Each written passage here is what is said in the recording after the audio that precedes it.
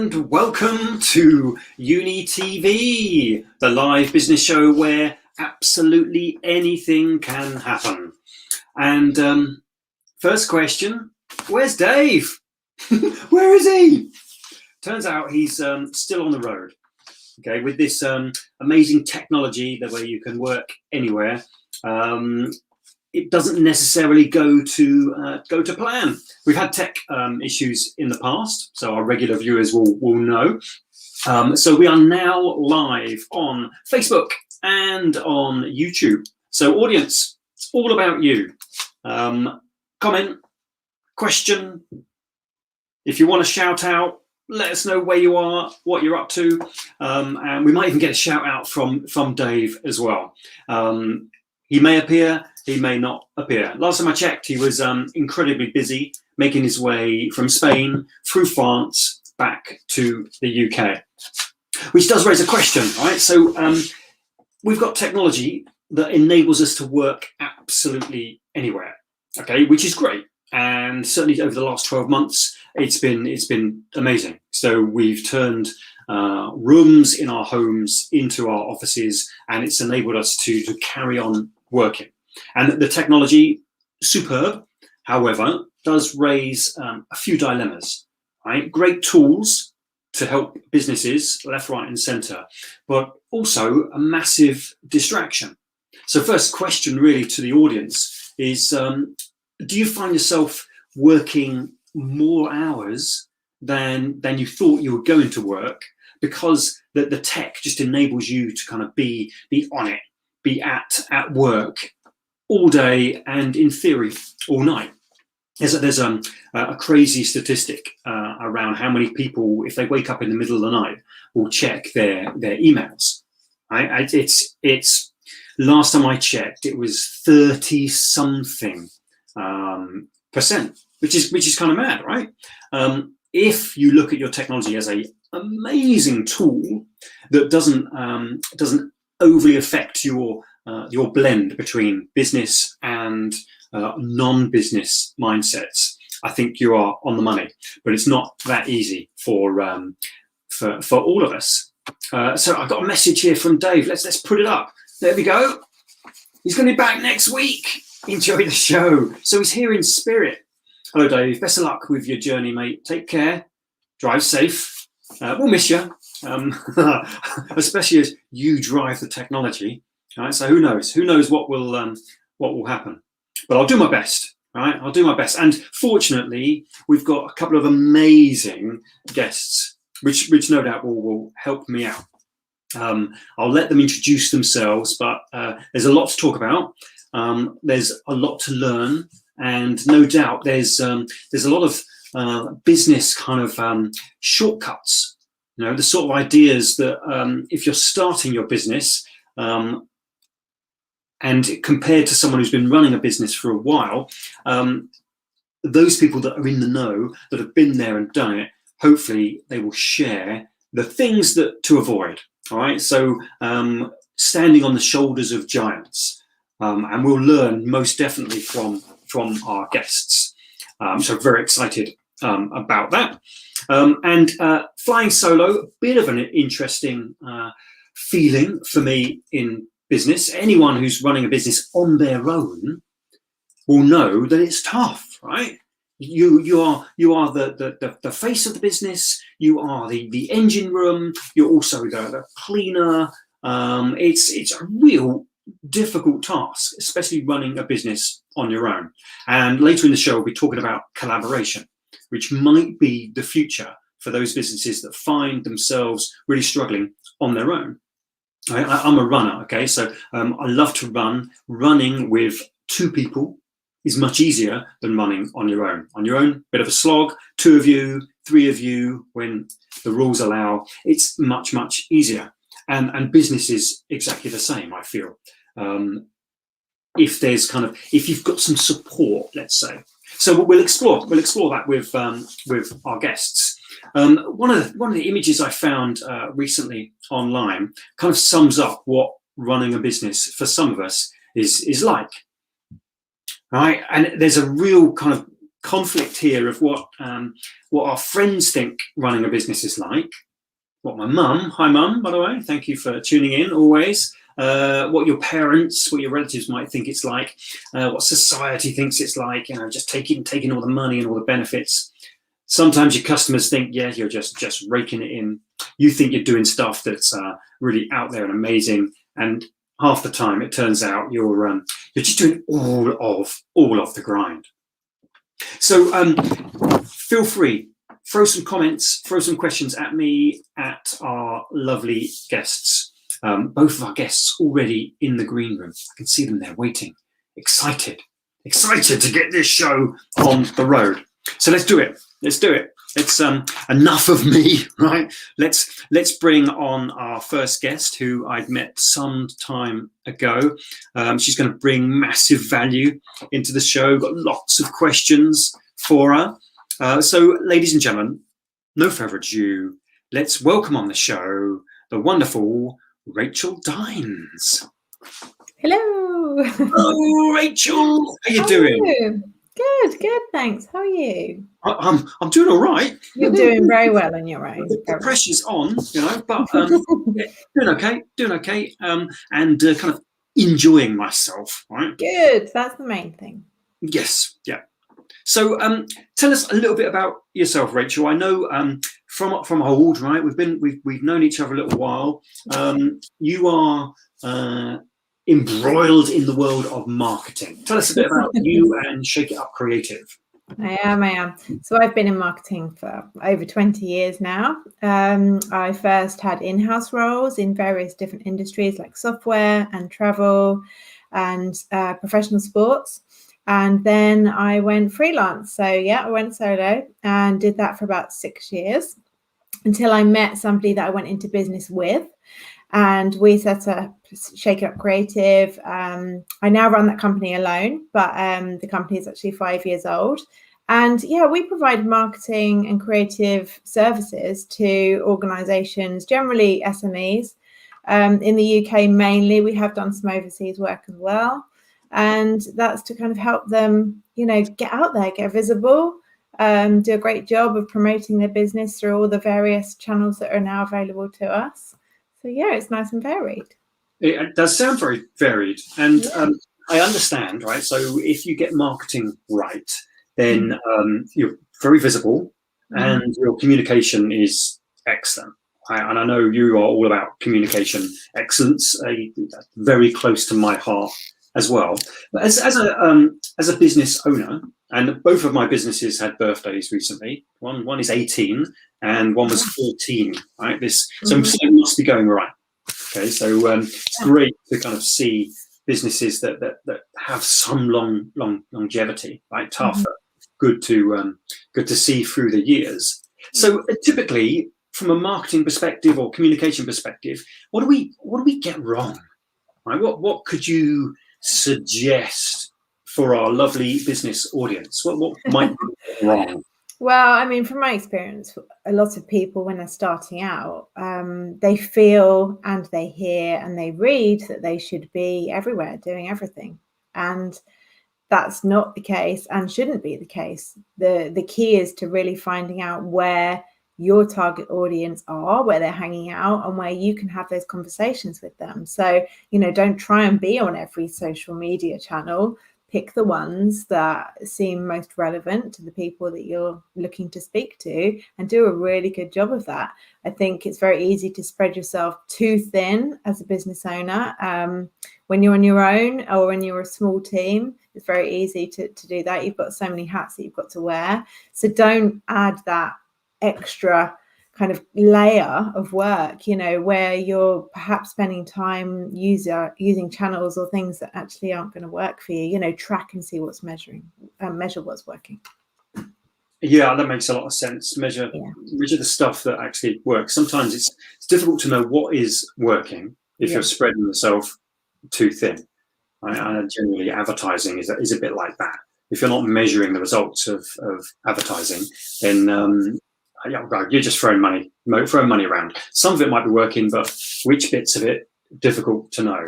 Yeah, and it's not to say that marketing isn't experimental. you know, Mhm. it is to a large degree. Actually, you've got to try things out and see what works, or tweak things as you go. But if you're not doing any kind of tracking or analytics, then you know you're just throwing money out window, and you don't know where it's landing. So measure, analytics. Yeah. So I know a big kind of bugbear for you is website design without the SEO, right? All looks pretty, but nobody's seeing it. Well, it sounds harsh to say it's a bugbear. I mean, really, it's like building a shop, and not telling anybody where you are or when you're open. It really should work in harmony with the website. So a lot of small businesses, you know, SEO is a massive investment, and they can't do it straight away.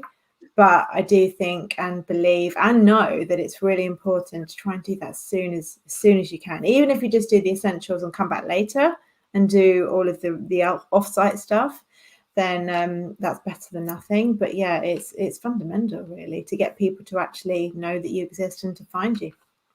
Yeah, all that hard work. It would be a shame if nobody was watching, right? Yeah, But it does take time. It takes time to build. So it's not as though we've got to throw a fortune at it. That we can do it bit by bit. Is that right? Yeah, of course. And actually, as an agency, we're very flexible with that. You know, because we're working with smaller companies, we do find that people want to sometimes work on a project basis. You know, they're ready to do something now, and then they need to just reflect on that, do some other stuff, and come back and do the next bit later, and that's fine for us. Okay, that's flexibility. Sounds great. And I mentioned it at the start about running a business on your own, and collaboration being a real boon, really useful if you can find the right kind of partners to collaborate with. David and I collaborating on this show, for example. Yeah. And I would imagine this is key to a lot of small businesses, not just to take the pressure off, but to build stronger, more resilient products. I imagine. How does it work for you? How does collaboration work for you? So collaboration is really important for our business. I believe in it greatly and have done various forms of it over the years. I recently gave a talk on it as well, and we were saying that actually it doesn't have to just be something where you're, you know, very embroiled in contracts together and doing something on a regular basis. It could be a one-off event, or you know, we've done various examples that I've done. Collaborating on an event with other people, and then actually you're reaching a wider audience, and you know, their network of people when you're arranging speakers and things like that is really valuable. We did a hack day where we collaborated with essentially our local competition, brought in designers and developers to help out a charity, and spent a day basically working on their site for free and transforming it for them, because actually they didn't have that resource, and it was built by a person that had utilized the charity and wanted to give something back, but then that's a short-term thing, you know, they can't maintain it after that. So it was really nice to be able to give back and work with other people and make new connections for us as a business, see how they actually are when they're hands-on. It was really, really good. And yeah, all the time, I mean, I work with a lot of subcontractors, so we're collaborating on different projects, and it's nice to bring their ideas in rather than just, you know, give them the task and let them get on with it, to actually have those conversations and work together. It's really important as well, as for part of our company message is that we really, really like to work with our clients, not just for them. You know, it's not just a transaction.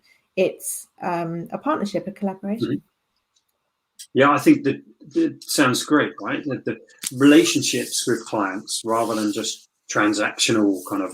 We did some stuff once and it was great. Thanks very much.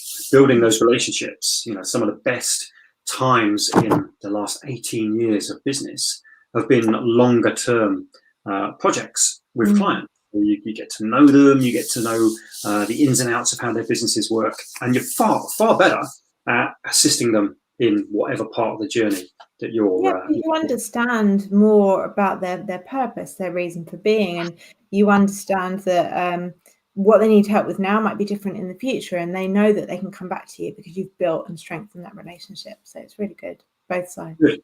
strong relationships. That's definitely the way forward. If you Yeah. if you want your business to last. Now you've got some interesting stories to tell, right, Rachel? So, I understand you went to Chicago, right? You went to the Kellogg School of Management, which I'm fascinated already. And you had a work placement at LinkedIn, I believe. Yeah, Right, and actually LinkedIn was it was different. It wasn't the beast that it is now. It was very much in its infancy and growing. So yeah, that's a great one. So what? So cast your mind back. Right, it's Chicago. It's the Kellogg School of Management. You're on your journey. You're learning. What key takeaway could you point saying? I remember it was there that I finally got this or learnt that, or maybe it was just a different perspective. What did you really learn over there? Yeah, I mean, it wasn't really about one thing that I learned. It was actually really heavy going. The course is very intense, long days. But I think for me at the time, I was actually pregnant with my first child, and I'd won this scholarship via the UKTI and my employer that I was working for at the time. So it didn't feel like it was maybe the sensible thing to do or that it was the right time. But I seized that opportunity. And actually, that's what I would say to people, take the opportunities when they come along, even if it's really tough going. And it was tough going, but also, I've still got connections from that time in Chicago, which is amazing. And still got books on my shelf from those studies and everything else and all of that knowledge that I absorbed. So, if I hadn't have taken that then, I don't think I would have got that opportunity at a later stage. So I'm really, really glad. Grabbing those opportunities. Yeah. Quite often you'll hear the story of there was an opportunity, I didn't go for it, and then I never got another chance. Yeah. So I think I'm getting a sense that young business owners are more courageous these days than perhaps I would have been in early parts of my business. Right. Maybe there were more opportunities, or people are just braver at grabbing them. Yeah, I mean, you might be right. I think there's a lot more information readily available. There's a lot more support, and with digital, all these accelerator programs and learning facilities that you can join. Even if you're just working in a co-working space, you can meet people and start to form your ideas and expand on those ideas just from being in that environment. There's a lot open to young business owners now. So yeah, maybe they are a bit braver, but actually they're definitely more clued up. They're very, very much more conscious of the world that we live in and what they should be doing to better that world, for sure. Yeah, I think oddly enough, lots to learn. Right? Yeah. Always lots to learn from businesses generally, other businesses. I love a co-working space. When they open up again, if they're not open at the moment, I think there's masses to learn off each other. I far too many. I've seen people just lost in their laptops, head down, doing their stuff, right, which is fine. I just love to encourage more conversations in that space. Yeah. And I think certainly early on in business, I know I suffered from imposter syndrome. Right. I was running a business, and I far too often I kind of would remind myself, really, Nick, should you be doing this? Can you charge that? Is it really worth this? And I've really had to battle with that. And I've had lots of conversations recently with people who it's still an issue. And oddly enough, right, so I'm thinking of imposter syndrome, and then the LinkedIn message of the day was this, right? It's this what if question from CEO of who was this? CEO of Memo, that's it, Minda Harts, and asking the question, who would you be if you stopped seeing yourself through the eyes of someone else? Right? What if? Okay, and a friend of mine who we'll have on the show at some point, hopefully, his kind of hashtag is "you never know." Right, and if you've never gone to Chicago, you'd never know what you would have learned. What are your feelings on imposter syndrome? Is it a battle for you? It's definitely something I have. Yeah, definitely. And I think that actually women are much more prone to it. I don't know whether that's just, because of family circumstances in a lot of cases, or whether it's just the DNA. I don't know. But yeah, definitely comes on and off. And actually, when I became sole owner of the business, that was a high time for imposter syndrome, for sure. Suddenly kind of back on my own again and wondering actually what I was capable of and whether I should be doing this and all of those things. And it takes a while to get through that. Yeah. It is. I think it's a real battle. I think there's lessons to be learned from any businesses, anyone watching in, saying it's okay, it's all right to feel a bit like an imposter. I mean, a couple of things have helped me with that, and one of them is being part of some brilliant groups, some great business communities that you feel you're in a safe place and you can talk about the challenges and what you're up to and get some opinion and ideas and all those things, which is great support. The other thing is actually giving my time to help other people. I find that really helps with my confidence and my self-belief. And because that person comes along and they've got questions and I do my best to answer those and actually have done them a real favor, and they go away, really happy and just so pleased that they could get some answers. And what seems like everyone should know that, to me internally, it makes me in those situations realize that they don't, and actually I've got a lot to share from over the years, and it's really valuable to other people. So I love doing that, and it's something I do regularly, just to have sessions with people on Zoom and answer whatever questions they might have. Yeah, that's very kind, because no doubt there's marketing is an area that I kind of get, but I don't fully understand. So there's no doubt lots of questions from people just like me who could do better in that sphere. And I think one of the things, and you mentioned it, certainly to build confidence, to build resilience, and to battle that imposter syndrome, it's conversations with others.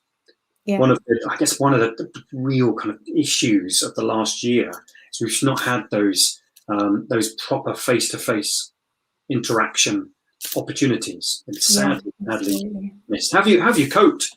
How's it been over the last? Well, I've got 3 boys at home. Yeah, I've got 3 boys, so actually it's been a massive challenge. But now they're back at school, and I feel like I can breathe again. But actually, there's a lot that is not done that I'm behind with, and it might probably be like that for quite some time. But what drives you on is that actually I'm partly doing this for them. I'm showing them that you can have ambition and you can be a working parent and you can still be there for them, but you're doing your own thing, contributing to the household and learning all the time as well. And I think that's a good example for them. So yeah, I mean, it's been lovely having extra time with them, for sure. I'm definitely not a teacher, definitely not going to be a teacher anytime soon. But a bizarre time. Really bizarre time, and yet you kind of take your hat off to the teachers, thinking, well, they're stronger than I am. That's for sure. Yeah, just a small amount of that kind of homeschooling has taught a lot of people that they are definitely not teachers. Yeah, and I think unless you've actually opted into the proper version of homeschooling, we're all saying homeschooling, but actually this is a bit different to when you're properly homeschooled with a homeschool curriculum. And I think that the environment for the children, home isn't set up for learning. It's set up for fun and making memories and being comfortable. So actually for them, it's completely alien and off-putting. And it doesn't surprise me that sometimes they're not able to focus like they would at school. They haven't got people around them to help them so much. And it's just different for them. It's very different, but they're so resilient. They've been amazing.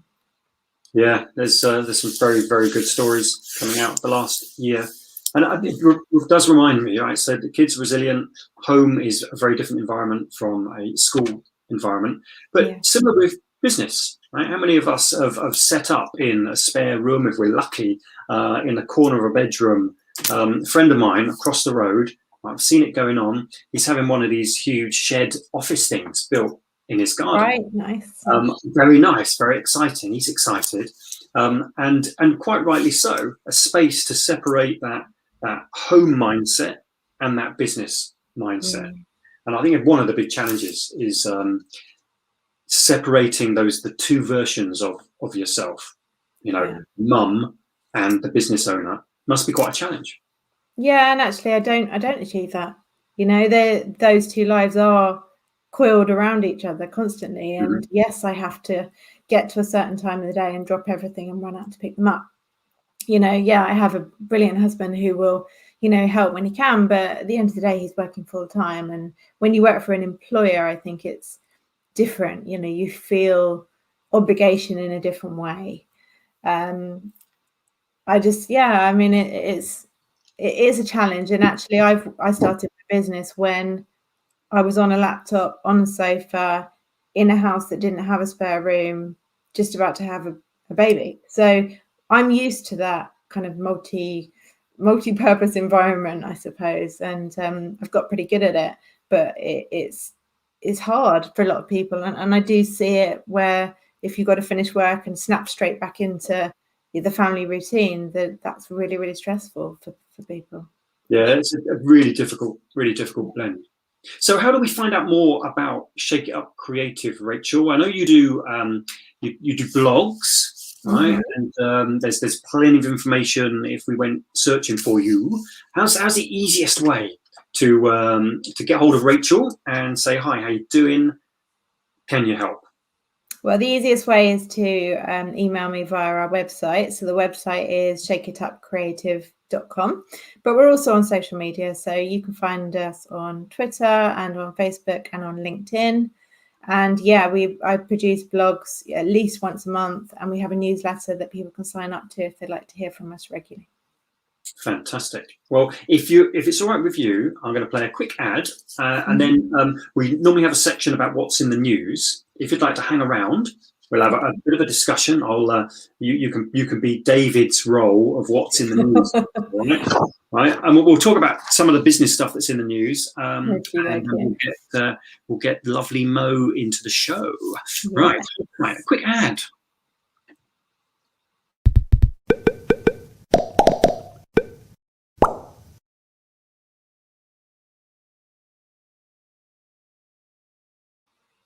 And we're back. Very speedy. Yeah, just a very short ad. So, what's in the news? So, I've been looking at news stories this week as of any time from this afternoon all the way back. Stories that potentially will resonate with our business audience. And the first story that comes to mind is the court case around Uber.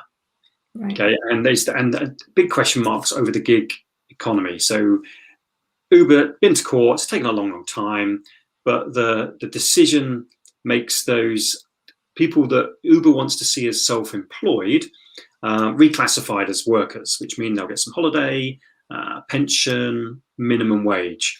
And it does raise some questions about the gig economy generally, and you work with freelancers, or Rent's business works with freelancers. Is this useful to have that flexibility, but you want that flexibility without exploitation, right? Yeah, definitely. And I think for the people that I work with, most of them, they want to remain independent. They want to be able to have the variety of choosing what work they take on. And they're well aware that the benefits of employment don't come with that. So, I mean, with Uber, I guess they've just got to be, they've blurred the lines and they've got to be clear on which way it's going to be, employees or not. Yep, for sure. And hopefully this is the start. As my technology seems to be tripping me up right now. Yeah, we get David back. He'll sort the tech. And I see that Spain are going to write into law some more protection for gig workers, and the EU are opening up reviews Watch this space, I guess. It's about time, and it's gonna change. Yeah, and I think, during the virus, we saw that actually a lot of those people, freelancers, and even for myself as a sole director, they weren't really recognized quick enough, and support wasn't there. And that says a lot, really, doesn't it, about actually what people are valuing from the business community. There's not enough value on the people that are doing their own thing in that, as you say, gig economy. They have a massive part to play and provide a brilliant contribution. So they shouldn't be neglected. Very, very tough. And those businesses that are launched in the pandemic, I know Mo's was, and we'll talk to her about that. Yeah. Incredibly difficult. But there are some success stories as well, right? There are. Mobile coffee shops, for example, have seen a real boom in business. I'm led to believe we'll spend £5 billion a year in high street coffee shops, and that money, still wants to be spent. So some very entrepreneurial coffee fans have taken to the streets in coffee vans or delivering coffee to homes, and just like the home office shed business, that must be booming as well. Yeah, I know someone that's moved into that area. I don't blame them. But No, they're not cheap, They're sizable. Yeah. And I'd like to think when the high street coffee shops reopen, people will still be using those mobile coffee shops. I'd like to think. Yeah, I think it's. I think if they're still around, they will use them. But I think if those people then move into a more permanent space, it might be different. But I really do love the local aspect that's come through during COVID, where people are trying to care about and support local businesses a lot more. And I'm keeping my fingers crossed that actually people don't forget that, and that it stays around. It's just so important. Yeah. Let's hang on to all of the positives that we've either stumbled upon or we've developed over the last 12 months. Excellent. Well, thank you very much indeed, Rachel, for your time. It's very, very kind. No doubt have you back on the show, because there's still loads to talk about, loads to learn.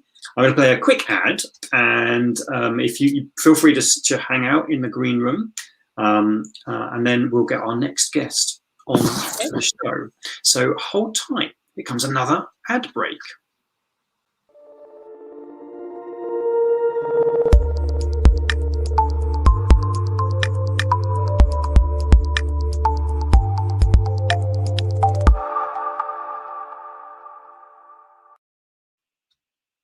Well, here I am again, back on my own. Thank you very much indeed. Lovely Rachael Dines from Shake It Up Creative. Lots to learn there. I'm always learning. So much to learn.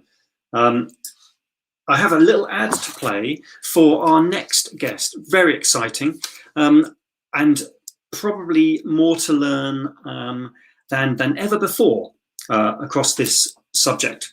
So let's introduce this person with a little bit of a promo. It should be good because it's your promo, Mo, from YouTube. Hold tight, and I'll bring you on the show straight after this.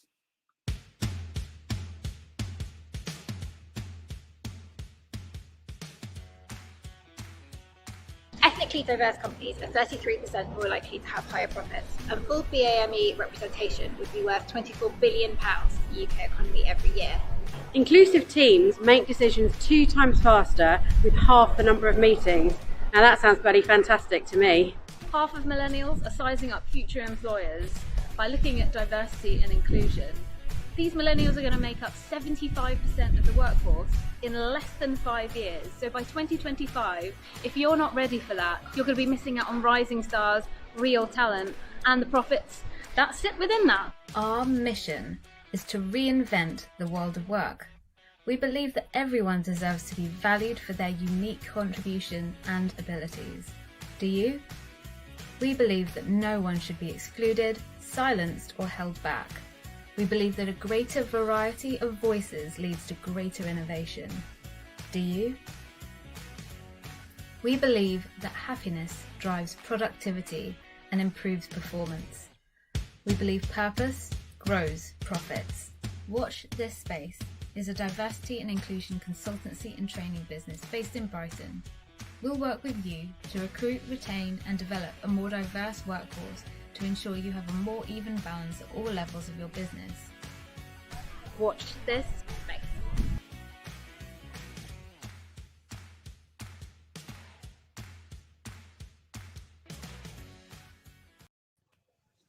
And from Watch This Space, I'm delighted to be joined on the show by Mo Kanjilal. Hello, Mo. Hello. How are you doing? I'm good. It was really making me smile seeing that video. So we recorded that video in the park because obviously we couldn't meet inside. So that was, last spring, I think we recorded that outside. Yeah. It looks like you're having a load of fun as well. Yes, right? It was great fun. Yeah. One of my business maxims: if it's not fun, I ain't gonna do it. And it sounds like it looked like you, the three of you, having a load of fun. Yeah, that was like we hadn't seen each other in person, for months. And that was the first time we said, right, I think it now feels like we could meet in the park. So that's what we did. And we sort of filmed in different locations in Brighton. What a celebration, right? The stuff we took for granted. And then now suddenly, just so excited to see our friends and colleagues. So, the business Watch This Space is a diversity and inclusion consultancy. And I understand one of your taglines, it might not be a tagline, but you set me straight, reimagine everything to include everyone. That's right, yeah, and that's really what we're all about. So it's about how we can reimagine the world of work to include everyone, because there's so much work to do in all kinds of different organisations around that. And we launched the business I think it was about a year ago, in one of those Zoom calls where you're all talking to each other on Zoom going, oh, what's going on in the world? Oh my God. And then we in one of them, we had the idea of saying, okay, let's actually do this now. Launch the business, and the conversation about diversity and inclusion was kind of the thing that everyone was talking about over last year. And we didn't know that that was going to happen when we decided to launch the business, because we knew that there were already so many things to address and so many things to work on. Yeah, and there is so much for a business to learn. So I've been in business 18 years, okay? I'm in my early 50s and I'm a child of the 80s. Right, so I am definitely a potential client, right? And what am I missing? Where do we start with someone like me? Any business that recognises that inclusion, let's say, may be lacking? What's their first step? So the first thing we do is we do an inclusion audit, we call it. So we have a look at people, processes, communications, how people work, and depending on the size of organisation, that can vary in how we do that. So somewhere larger, we would do more intense sort of surveys and interviews and that kind of thing. A smaller organisation might be quicker to do that because there's perhaps less people to talk to understand the business. But it's about getting to know that organisation and what their particular challenges are, because everywhere is different and everywhere will have different things to address. So, and that's the bit we love, because that's about really understanding what they do and really thinking about how we can help them. And, there'll be different things that come out of that. All kinds of things. There could be things they need to work on with their communication. A lot of it is around recruitment, and then it's not just about hiring people. That's one huge piece of work, but then it's also how people are onboarded, what's the experience like for them when they work in the company, and all of those things. So there's tons to do kind of everywhere we look, which is exciting for us. It sounds, I said the same thing. Relationships with clients are definitely the way forward, and getting to know the clients. I guess you can't do what you do without getting to know the clients incredibly well.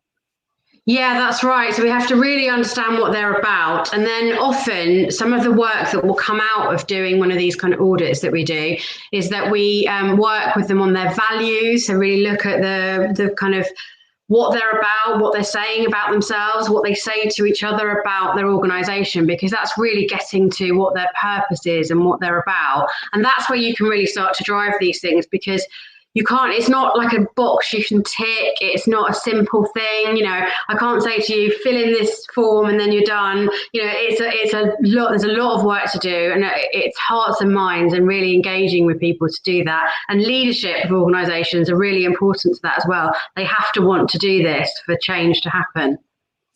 Does it have to come from the top down, do you think, or could it come from the bottom up? I think you need to involve everyone, but I think ultimately if leaders of organisations aren't interested in this, aren't engaged with it and aren't driving it, then it won't happen. I've seen companies where they've kind of given this as a task to somebody in a perhaps junior role to do in their spare time on top of their day job. That isn't going to drive change. That's kind of setting those people up to fail almost, because they haven't got time to do it, the resources to do it, the kind of the voice in the company being listened to. So I think it has to come, I think leaders have a really crucial role to play in it.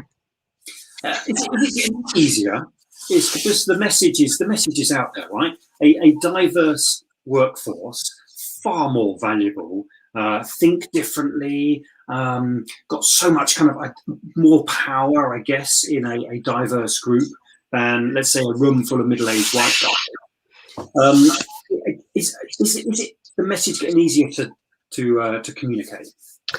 You'd think so, wouldn't you? So, as you say, there's so much research out there that shows that diverse teams are more creative, come up with more ideas, work better, come up with better solutions. So it's the right thing to do to include everybody. It really is. But, you know, even if you're not completely bought into that, there's the whole business case where there's tons of research. There are government studies, government funded research with targets set that haven't been met. There are some that should have been met by this year for FTSE 100 companies, for example. You would think it would be getting easier, but actually the reality is there are a lot of people who are at different places in this discussion, and there is still a long way to go. That's the reality of it. So there's still a lot of work to do and a lot of heartache to go through to really drive the change that we're looking for. Yeah, you must have your head in your hands from time to time, thinking, you know, it's an uphill struggle, but should it be this steep, this hill that we're climbing? I know, and when you talk about communication, trying to reach everyone, do you have any tips on as a business, how do I communicate in a way that reaches more? Yeah, so that's something we do a lot of work on, is how to reach a wide audience. Because to take an example, if you're a business trying to sell a product to a wide range of people, then you need to think about all of those people in what you do and everything you do. There are there's again things you could read around that. There's a great book, I don't know if you've read it, called Invisible Women by Caroline Criado Perez. If you haven't read it, it's really good. And she looks at the data behind how the world is designed for men. And there's an example in that book of Apple, who designed an iPhone, and they didn't have everyone they should have had in the room, and so they designed a phone that was too big for women's hands. So they'd forgotten about 50% of their potential market, and they now have a smaller phone. That's just one example of where thinking about a really wide, diverse range of people is crucial for a business too, to reach all of these different people. And we sometimes do work with much smaller, sole traders and people that are much smaller companies who will ask us about how they can do that because they don't have big teams of people. And the answer to that, I was listening to the show earlier with Rachael where she was talking about collaboration and networking. That's the answer to it, is to widen your network, connect with people who are different to you, and not all have everybody who's the same, and understand different people and talk to different people so you get those different perspectives. So yeah, it's not just about people within your organization, it's people that you can network with outside of that as well. And, it's things like, suppliers. Are you engaging with a diverse range of suppliers from all different perspectives as well? So there's lots of different aspects to this and different ways in which businesses need to think about this. Oh yeah, that makes perfect sense. You'd think this would be a very, very easy message to get across, right? You'd think there's no work to be done here. Surely this is common sense, but clearly common sense isn't as common as we would like it to be. No, I mean, I don't know how much of a social media fan you are, but if you look at some of the conversations on Twitter, for example, you'll see that there's a long way to go. There are some people that really aren't there with this and have different ideas on the subject. Yeah, I try to steer clear of the vitriol that is Twitter. You're saving yourself lots of time, because if you get involved in Twitter, that's a lot of time. Yeah. I like to look at social media as though it was a pub, right? And if Twitter was a pub, I wouldn't go anywhere near it. It's just not safe, not comfortable, not safe. So I can see it's got some value for some people, but it's a vicious place quite often. Yeah, it really can be. Yeah. So you essentially are helping organisations reimagine what work could be, what it could look like, how it could function. And I listened to one of your podcasts. Okay, so check out Reimagination at Work podcast on Spotify, right? Very cool. I was listening to the one with Brian Ballantyne from Amazon, all about psychological safety, where I think you quite possibly put the last nail in the coffin of a standard corporate meeting. Yeah, he's brilliant to talk to. He's a real ally, a great person to talk to. And, there's so much to learn from different ways of doing things. So, for example, meetings, a lot of work life is based around meetings, particularly my background is in corporates. And, you can spend your whole day going to meetings. And at the end of the day, think, what have I done all day? And there's a lot of pressure on meetings and things being done in meetings. But actually, that format doesn't suit everyone, because some people need to think about things before and don't necessarily feel comfortable shouting out things in a meeting. Other people love that stage and will relish it and will own it. And, it's difficult for other people to contribute if somebody really wants to own that stage. And then other people need to think about it afterwards and process their thoughts and come back afterwards. So it's thinking that's the kind of example where we work and we say, right, what is it you want to achieve? Well, are there different ways you could do this? Are there different ways you could get inputs from people? Because meetings could be to communicate something to people, or they could be to get ideas, or they can be to make decisions. And if you're making decisions in a meeting, are you really including everyone and getting all of their perspectives? And do they feel like it's a safe space to say what they think? That's something that a lot of places need to think about. Yeah, I think psychological safety is a massive subject that a lot of businesses need to really, wake up to it. And I loved it in the podcast when it was either yourself or Brian was suggesting that a lot of our online meetings right now, you've got the introvert doing all their work in the chat section, and the extrovert making the most of the floor, and you're just missing out, right? You're missing out on just those two different types of people, introverts and extroverts. You're not kind of getting the best combination. Exactly, and there was one of the companies, the video meeting companies, I can't remember which one, were going to do some analysis to look at, I don't know whether they've actually done that, I must check, but to look at the demographics of people who dominate the conversations in those meetings, because it's really interesting to see. And, there's stats around the fact that women get interrupted more in meetings, for example, and how different has that been with video meetings? Has that got worse? Has it got better? And then as Brian was saying in that podcast, the fact that there's a whole other conversation going on in the chat, which you see in meetings all the time now. There's all these connections and other people talking in the chat, not necessarily in the main meeting. Yeah, I'm a presenter. So my world is used to be standing on stage, working with audiences, and now it's very online. So it's difficult if it's all talk to really appreciate the much broader blend of communication that is going on. So your job as a speaker online has to change massively. You speak exactly.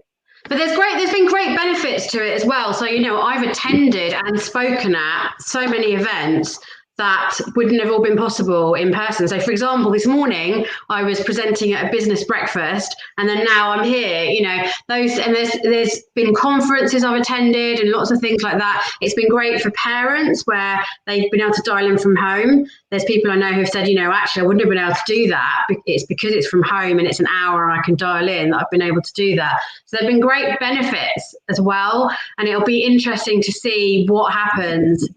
Where we'll be next year, for example. It'll be interesting to see. Yeah, hopefully we take all the positives, the good stuff, keep all that, and all the negative stuff we adjust accordingly. Let's hope so. Mo, you've got a very rich background of experience. Award-winning sales director, leading global and diverse teams. So you must have seen some stuff where organizations, you think, you're getting it so wrong. Yeah, so I've worked in the technology sector, in sort of corporations, FTSE listed companies, seen all kinds of behaviour that's not good. Terrible stories of how I've been treated, how other people have been treated. It's not all good. Then other companies, that we might have dealt with, suppliers, customers, you see good, you see bad. Those spaces, technology is an area where it's not that diverse generally. I mean, that's a massive generalization, but, in general, that's how it is.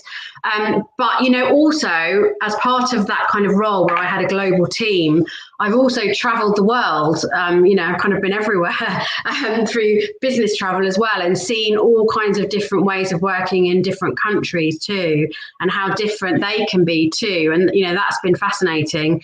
And it's really interesting to sort of build up the picture of where we are in terms of equality and diversity around the world, but also in different sectors from that, because customers we dealt with would be different sizes of companies. So it was always quite interesting to see how different things are.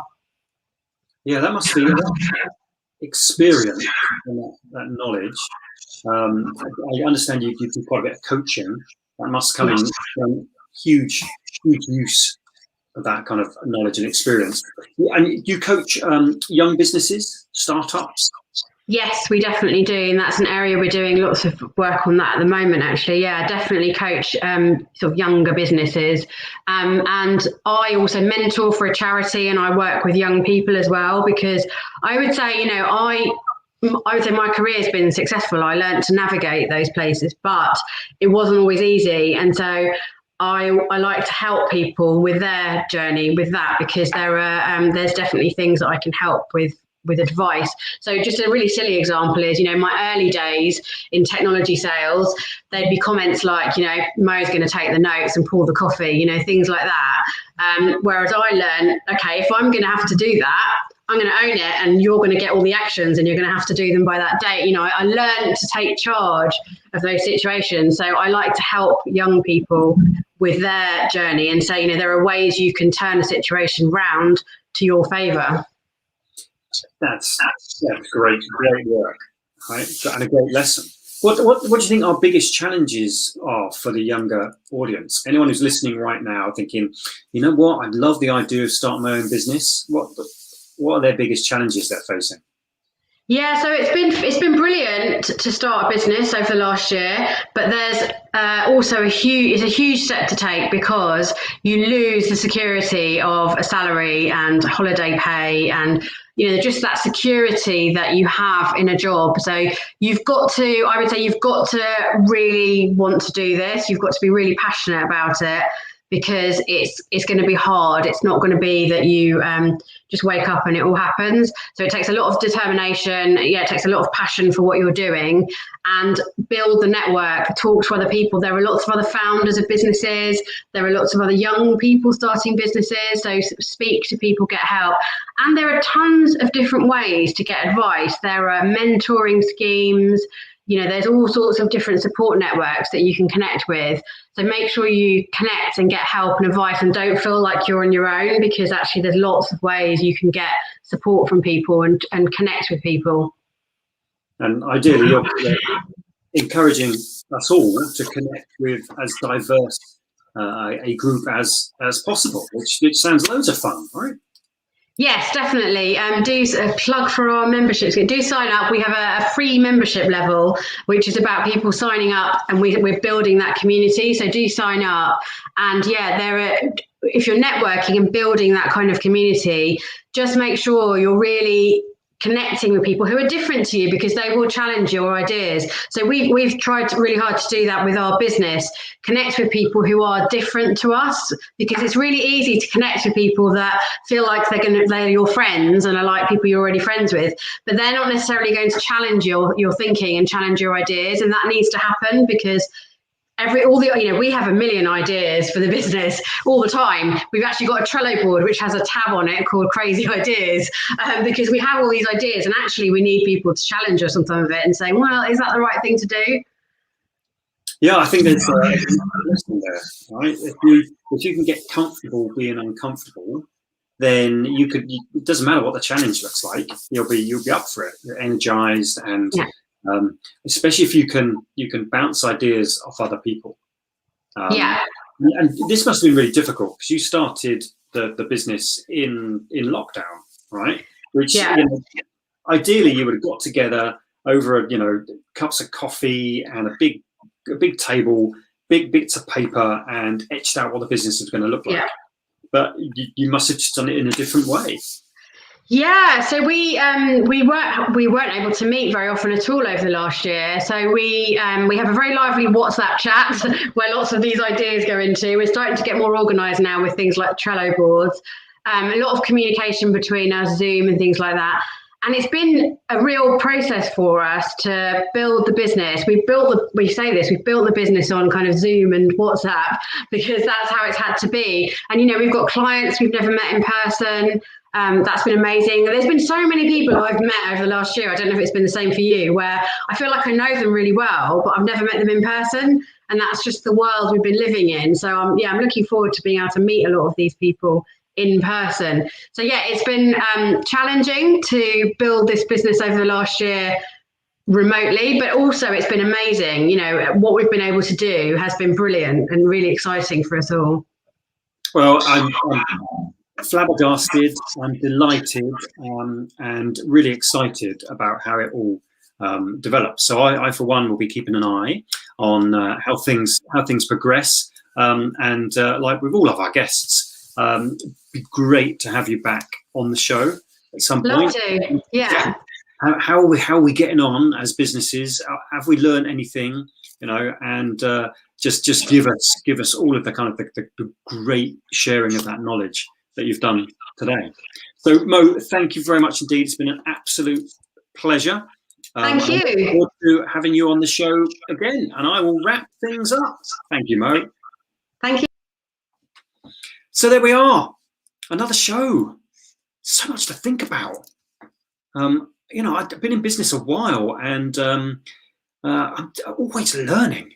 And it's great to have conversations where people are so generous that they will share what have they learned, what have they got wrong, what have they found, what shortcuts will work for others. And one of the things I love about certainly young businesses is that hunger to share and to encourage others. So I think some of the big messages today is to network with a diverse group, seriously consider the right kind of collaboration for you, and we can wish David all the best on the rest of his journey.